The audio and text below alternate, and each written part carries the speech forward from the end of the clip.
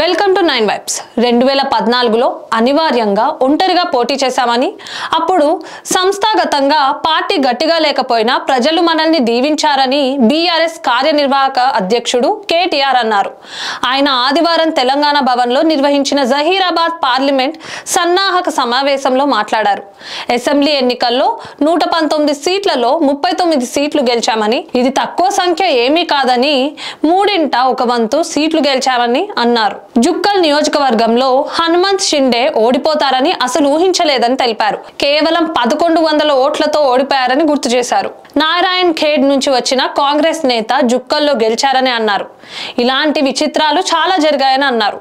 దళిత బంధు నిజాం సాగర్ మండలంలో మొత్తం ఇచ్చిన మిగతా వర్గాలు మనకు ఓట్లు వేయలేదని తెలిపారు. ఒకరికి సాయం అందితే మరొకరు ఈర్ష పడేలా సమాజం తయారైందని అన్నారు. కొత్త ఒక వింత, పాత ఒక రోతలా ప్రజలు భావించారని అన్నారు. బీఆర్ఎస్ ప్రభుత్వం తెచ్చిన పథకాలు రద్దు చేస్తున్నారని మండిపడ్డారు. జహీరాబాద్ పార్లమెంటు సీట్లను బీఆర్ఎస్ ఖచ్చితంగా గెలుస్తుందని అన్నారు. పార్టీ అన్నప్పుడు ఎత్తులు పల్లాలు తప్పవని, 2009లో 10 అసెంబ్లీ సీట్లే గెలిచామని గుర్తు చేశారు.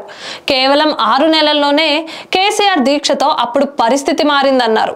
గులాబీ జెండా అంటే గౌరవం పెరిగిందని తెలిపారు. ఇదివరకు కాంగ్రెస్ కి ఓటేసిన వాళ్ళు కూడా ఇప్పుడు పునరాలోచనలో పడ్డారని అన్నారు. కాంగ్రెస్ 420 హామీలను ప్రజల్లోకి విస్తృతంగా తీసుకెళ్లి ఒత్తిడి పెంచుదామని తెలిపారు.